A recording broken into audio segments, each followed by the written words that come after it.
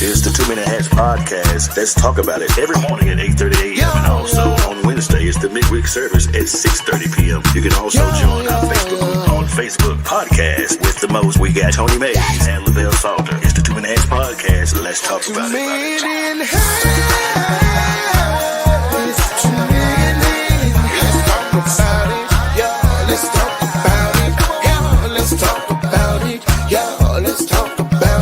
Come on.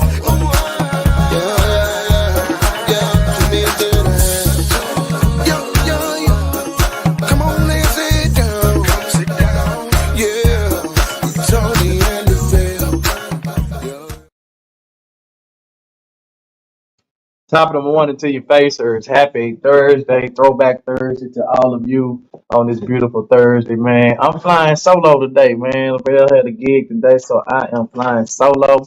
But we are going to have a great show today, continuing our conversation from yesterday as it relates to blended families and how we should navigate and can navigate with blended families. It ain't easy, man. As we found out yesterday, navigating through blended families can be quite difficult, especially if you hadn't already had those conversations prior to really entering into marriage. When you know you're blending, you're going to blend families together, especially as it relates to children. And so a lot of times, we don't really think about these things. We just kind of jump into our situation, and because we're happy to be married or happy to be dating or whatever the situation may be, and then we decide to move in with with this mate, and we haven't considered for 1 second the possibility of friction with the kids. And I think this really boils down to more of a understanding and a communication gap that we have to bridge, a communication gap that we need to bridge, because as y'all know, we don't spend a lot of time actually communicating in relationships like we should. And this is one of those instances when you talk about blended families. This is one of those issues where you really and truly, you have to.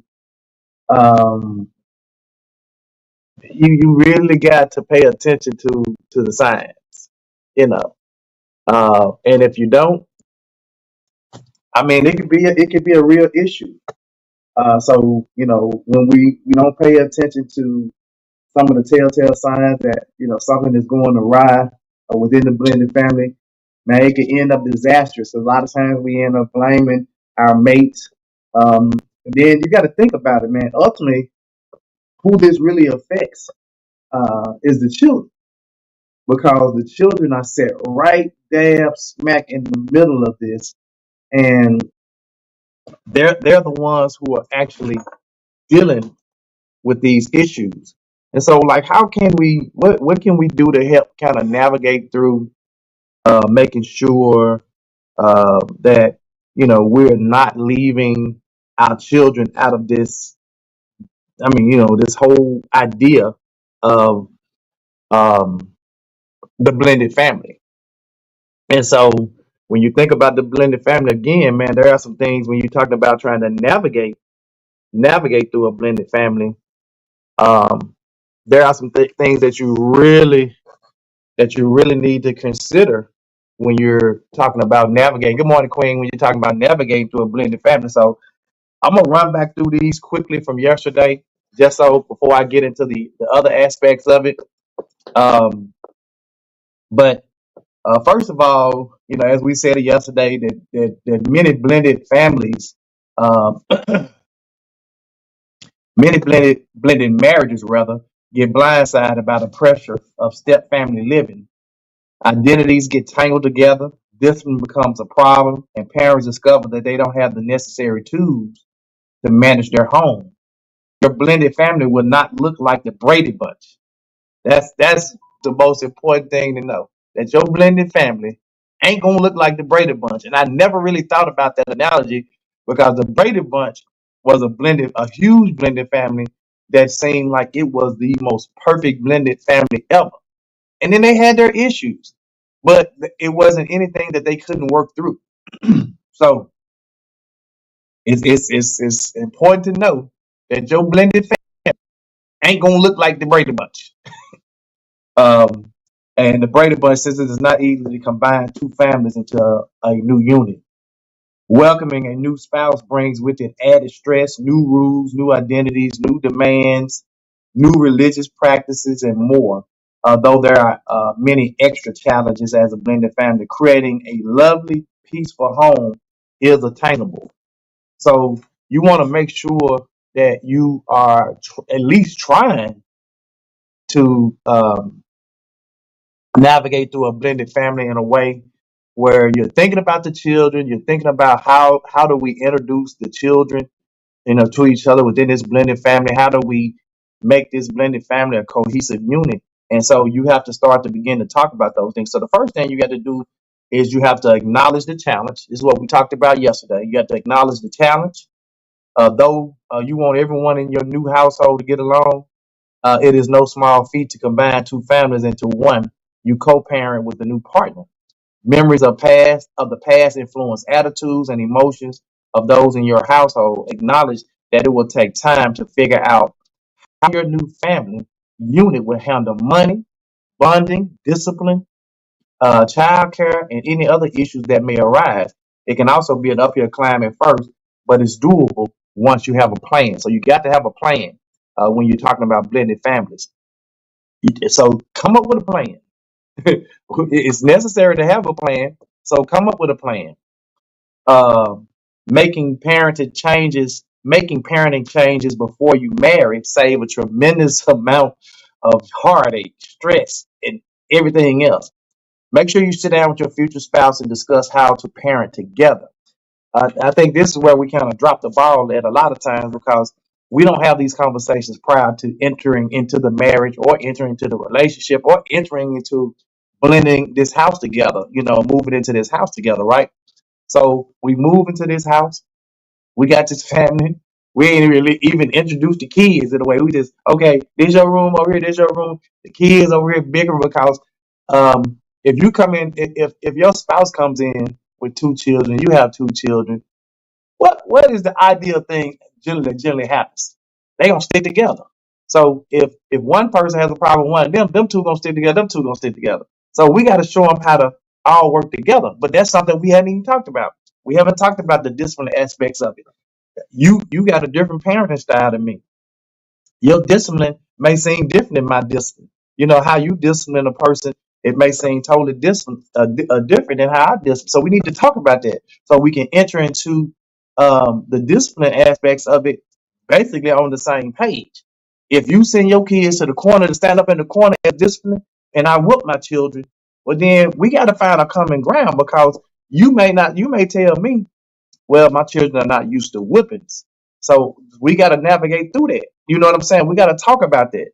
So I think that, the communication piece of it and having a plan, coming up with a plan before you enter into a blended family definitely has to be on point. It has to be at the top. It has to be at the top of all of your conversations of how we make this work.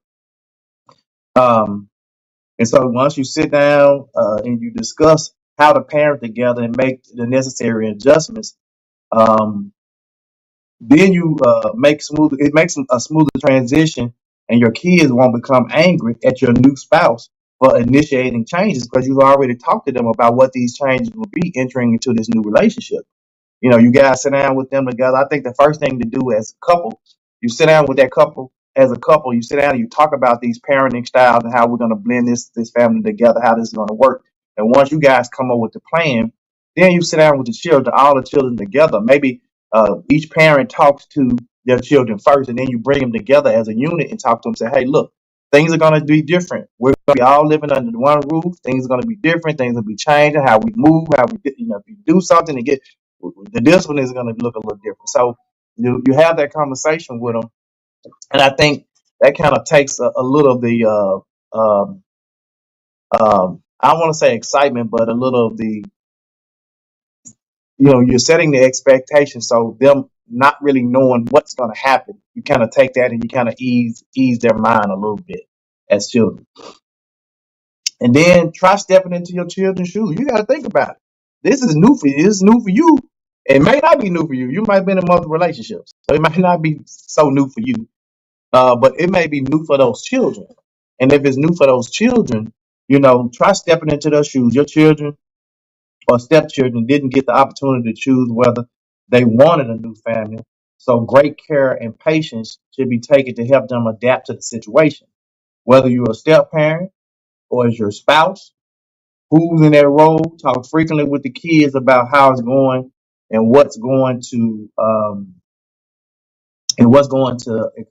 experience from the other's point of view. Study your children so you can read between the lines and truly empathize. Keep the lines of communication open. If you don't know your children, if you as a parent do not know your children, you already at a loss. When we talk about the kids are doing everything under the sun now, the kids are doing, they just running all rampant. They all over the place. They doing this, they doing that. It's one because, you know, we're so busy chasing a dollar that we're not even in the house anymore. We're chasing the almighty dollar to try to put food because we're trying to please the Joneses and the McCoys and the Hatfields and everybody else. And the child is right here in the house crying for help, and you don't even see the cries for help or hear the cries for help because you're too busy caught up in your own world. And so you got to step outside of your world and kind of step in theirs a little bit and try to put their shoes on and walk in their shoes and just try to understand where they're coming from. And I think you could probably be able to communicate that better once you do and understand, how they're feeling, what they're feeling. You can kind of help navigate through this blended family thing together. The next thing, which we didn't get into yesterday, is, man, you got to bond with your kids and stepchildren. I don't really like the term step because once we become a family, it's my kids. It ain't my step kids. It's my kids. It's my kids. It's not my step kids. But the terminology is there. We're going to use it for the sake of this session. But you got to bond with your kids and step kids. You will increase your chances of successfully bonding with your biological children and new stepchildren by thinking about what they need. Age, gender, personality all play a part in what child's needs are and how to best bond with that child to establish a rewarding relationship. I just said, like, if you don't know your own children, if you haven't bonded with your own biological children and you don't know them needs, you've already at a loss. So you got to figure out, and it does. We talked about this yesterday. As you enter to blended families, depending on the age of the child, you may have to spend as teenagers. Sometimes it's a little different because the teenagers are already a little older, already kind of set in their ways, already kind of going through the motions, doing their thing. So the approach with them may be totally different than a child that's when you bring in small children, 4, 5, 6, 7 years old. It may be a totally different approach. It should be a different approach because you now have these smaller children versus these teenage children. And so the teenage children, their interests going to be different. They maybe want to know who's going to be responsible for our cell phone. We got to have our cell phone, So it may be things like that they're thinking about, and going to parties and hanging out with their friends and going to the movies and stuff like that with their friends. At that point, they're kind of trying to move away from you, so to speak, and kind of hang out with their friends. But you still need to be monitoring that situation because at that time, if you're not really bonding with your children, even at those ages, man, it could cause you problems later. One good way to bond is to find ways to experience real life together. Taking both sets of kids somewhere exciting like a theme park every time you get together is a lot of fun, but it isn't reflective of everyday life. Try to get the kids used to your partner and their children in the daily life situation. I've seen this in some blended families where, um, and I'm not telling you not to try to cater to the kids, but not cater to the point where everything is just all fun, fun, fun, fun, fun.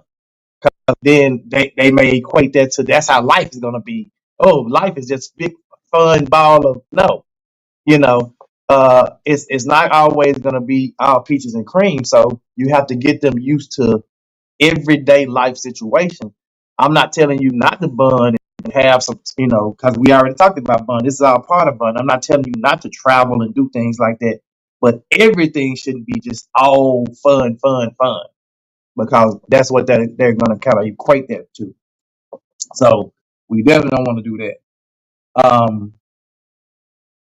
Try to get kids used to your partner and their children in the daily life situations. In other words, also don't expect to fall in love with your partner's children overnight. If you haven't been spending time with them prior to you guys getting married, and I do understand that sometimes when people enter into relationships, especially when they're children, they're not so quick to introduce their children to that new person until they've got comfortable with that person, know that person, and feel like they can bring their children around. And by all means, if that's your approach, stick to your approach, because that is a very good approach. You don't want to just keep introducing your kids to every Tom, Dick, and Harry, or every Sally and Susie, Sharon that walks into your life. You want to make sure that this person is the right person for you, and then you at the point where you're saying, "Hey, I can see this as a long-term relationship, and we're moving in that direction." Then it may be good to kind of introduce the kids so they can meet the other kids in the relationship, because they possibly may be in a blended family with them at some point. But I think if you guys build that relationship prior to you getting married and actually moving in together, if they already have some where the kids are already hanging out together, they coming and having play dates and hanging out and doing stuff where they already feel like that's my sister, that's my brother. And so when you move in, it's not much of a shock to them, because they've already kind of experienced that other child or those children, or that partner that you're with. So don't think you're gonna fall in love with children overnight. It's a process. Thanks to Sean for trust the process. That trust the process concept. Get to know them. Love and affection take time to develop. So your love and affection for that child, or their love and affection for you, is not going to develop overnight. That's a process. You have to spend time with them, get to know them, do something. It show interest in genuine interest now, not just interest, showing interest, but showing genuine interest in how they feel, what they're going through, how their day was. And when you start to do that, they say, "Hey, okay, this person really, really kind of." I've seen some relationships with some blended families where the children or the stepchildren get along better with the step parent than their biological parent, because that person spends more time, or maybe it may be because of the way they were raised, and they just know how to nurture children and bring that nurturing mother or fatherly attention to a child. I don't know, but I've seen where they kind of get along with them better than their biological parents. So it can happen. Um, Make a commitment to developing a relationship with your stepchild that has nothing to do with your spouse. Make sure that relationship you have with that child or those children has nothing to do with their mother or father. It's like you're developing the relationship with them, and it ain't got nothing to do because that's your mom and dad, their mom and dad. And so you develop that relationship with them, and they'll respect you a little bit more for that, a lot more for it.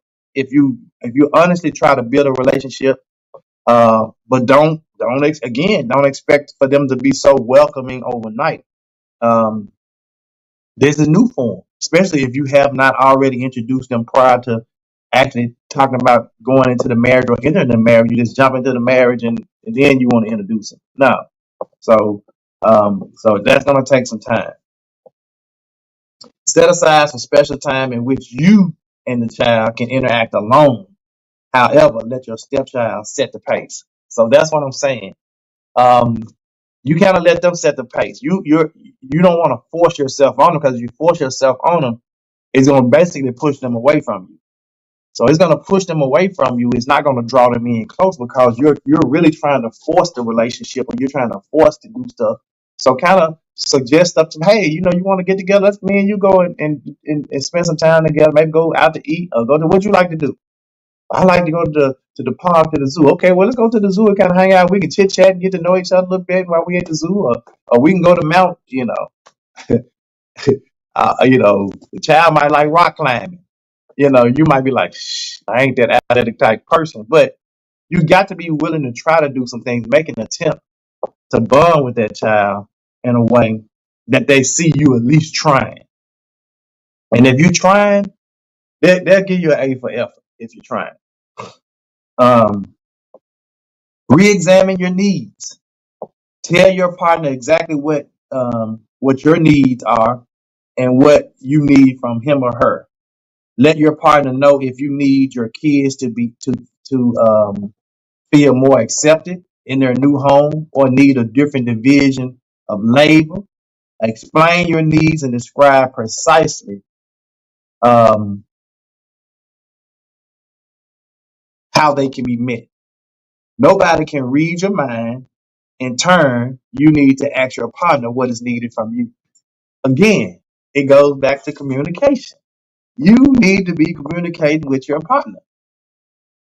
And this goes far beyond a blended family, just communication with your partner. Because if you're communicating, if your partner, especially early on when you're learning each other and you don't, like now, I've been married 32 years. So with me being married 32 years, me and my wife could almost finish each other's sentences. That's how close and how much we know each other. We can damn near finish each other. So she can order for me. We go out. She know what I want. She can order. But when you're learning a person, all that stuff, they don't know your thoughts. They don't know your love language yet because they're still learning you. And so you have to say, hey, or ask a question. If they're not voluntarily giving you the information you need, ask a question. Hey, what do you need from me? This is something that I do as an HR manager. I do this for my employees. When I come get my employees and we talk about their goals, we talk about performance expectations and stuff. I always turn around and ask them, what do you need from me? How can I help you achieve your goals? What do you need from me? And that's the same thing you should be doing with your spouse or your partner. Hey, what do you need from me to make this work? What I need to do? I need you to be able to pick the kids up on Thursday, Friday, or Tuesday, Wednesday, and Thursday from class. Okay. So I'll do that, and then you're gonna pick them. Whatever it is, talk about it. Sit down and talk about it. And this is the last and most important thing, especially in a blended relationship, especially a blended marriage, rather. Make your marriage your priority. The children are not the priority. Yes, the children are a huge part of a blended family, but your marriage is a priority because if you're not getting together and you're not being a cohesive unit as a married couple, none of this blended family stuff gonna work. It ain't gonna work at all. It's not gonna work. So make your marriage your priority. Every family, including step families, is founded on the marital relationship. Unfortunately, the complexity of the blended family makes it a challenge to keep your marriage as your top priority. Usually, the children precede the marriage. Biological parents feel guilty putting their partner first since they fear the children will think they love them less. They put their guilt trip on you. They are caught between their spouse and their children. Never. Never, never, never, never, never, never, never. It should never be that way. They are caught between their spouse and children. However, the marriage relationship needs to be the foundation. Listen to me, needs to be the foundation of the home. Yes, your children are precious and important. Yes, they are precious and important. Yes, they are precious and important. Yes, your children are precious and important. They are. But your spouse is just as important. However, the marriage relationship needs to be the foundation of the home. Yes, the children are important, precious and important. Of course, they deserve your love and attention, but make sure you are balancing your care of them with the care for your marriage. Some ways to help solidify your marriage are to avoid divisive speech, set boundaries, go on dates, but don't hog your spouse and seek professional help when needed. So that is the dynamic and overcoming the challenges of blended families. I know we've given you guys a lot of information, but that information is really what is needed, man. If you really think about it, if you enter into a blended family or about to, or if you're part of a blended family, I've seen blended families work and I've seen blended families not work. The ones that don't work, um, there's a lot of divisiveness with communication where they're not really communication. They have different perspectives about how they raise children, how they discipline children, which they never talked about or discussed. And so what happens is, and then this too, um, when you enter into a blended family, it ain't no this is my child. It's my child. You can't talk to my child. No, this is our child. And if the man or the female doesn't look at your children like they're our children, then you already you got a strike against you already. If they don't enter that situation saying these are our children, not my children, because when you start to putting that this is my child, this is my child, this is my child, well, that spouse gonna say, well, that's your child. These are my children, and then now you've already lost the battle because when you start to do that and you start to say, oh, you can't talk to my child that way. Oh, you can't do that to my child. Well, then you already lost the battle. And so, man, that was good. That was good. That was really, really good, man. I appreciate us being able to kind of complete that second part of that from our discussion yesterday of overcoming challenges in blended families. And now it's time to clock that T with our girl Queen Watkins. I don't know what's going on with our viewers today, but it's time to clock that T with our girl Queen Watkins. So without further ado, play Queen. Good morning. Y'all know what time it is. Put them phones down. Pull over. Fingers up. It's on the clock. That's it. With your girl, Queen Watkins. I hope y'all are having an amazing morning. But y'all, it's time to get into this tea. Okay. So imagine you were born with a rare condition, one of the rarest conditions in the world. Yeah, this lady, she had an interview and she is a hermaphrodite. That's when a human being is born with a male private area as well as a female's private area.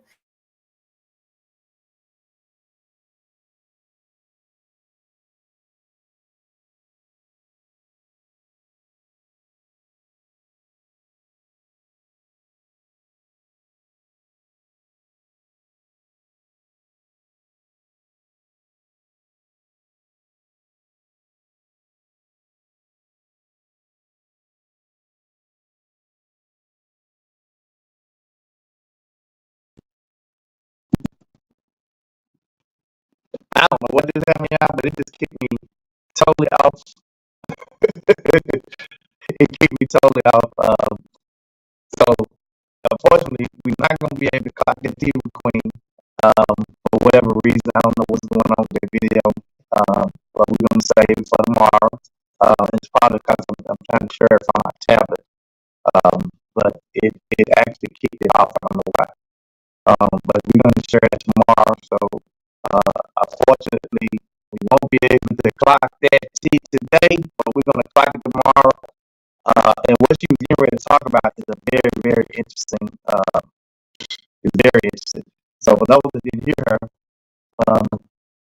she is going to her clock that T segment is about this person born as a hermaphrodite. If you don't know what that is, that's a person that's born with both female and male genitalia. And the person on the video actually looks just like a woman. If you haven't seen it, it's an interview with a lady, and she goes by a lady, even though she has the male part as well. She identifies as a woman, and she has been in several relationships with guys that know she has both parts, and she said that it has actually enhanced. It has actually enhanced the relationship with some of the guys that she's been with, and so that was intriguing just to hear that. And she said some of them actually like the fact that they can hit her one way, and then they can turn around and I don't know. Get it another way. That's a little weird to me, but I'm around. It happens. I guess in her relationship, and she said that her relationship are good, and she only had one instance where I guess she got home with the guy, or maybe she had been dating him for me. I don't know what the situation was. She had been dating him anyway. When they got to get intimate, and he found out that she had both male and female organs. What she'll tell you that she said he actually acted like he wanted to fire her, but she said he ran in the bathroom and started crying. So he called his mom and started crying. She was like, "Damn, is he in the bathroom crying?" But so he ran in the bathroom and started crying. And I guess, maybe for good reason. I guess he felt like, "Damn, I've been kissing this person or whatever." And I think that this is something I think you tell people up front. I don't think you wait. And I understand the sensitivity of this, and this is the same with transgender people. If you are you identified as a woman, but you still have your male organs, you haven't been through the full procedure or whatever, you need to tell the male that up front. Don't be doing all the kissy, touchy, huggy, all that stuff, and then y'all get down to it and say, "Oh, by the way, I was born male." That's how people get hurt. And so we're gonna get that full story tomorrow. That Clock the T story tomorrow. The man wasn't able to be with us today. He had a gig, so he wasn't able to be with 2 men in here today. So of course we gotta get out of here, man. But we'll see you guys tomorrow, man. Same bad time, same bad place. Let's pray. God, we thank you for this day. We thank you for all of our viewers and listeners. We pray that you would grant them their heart's desire. We thank you for just understanding how to navigate through the challenges of a blended family. For those who are in blended family, God, we pray that you will bless their situation and you will allow them to understand the patience to be able to work through the blended family and show the kids love, show their spouses love, and be able to navigate through that whole situation with love. God, we thank you. It's in Jesus' name that we pray and ask all these things. Thank God. Amen. Man, we'll see you guys in the morning. Same bad time, same bad place. 2 Men in Hats. Let's talk about it. Here's the 2 Minute Hats podcast. Let's talk about it every morning at 8:30 a.m. and also on Wednesday it's the midweek service at 6:30 p.m. You can also join our Facebook group on Facebook podcast with the most. We got Tony Mays and Lavelle Salter. It's the 2 Minute Hats podcast. Let's talk about it.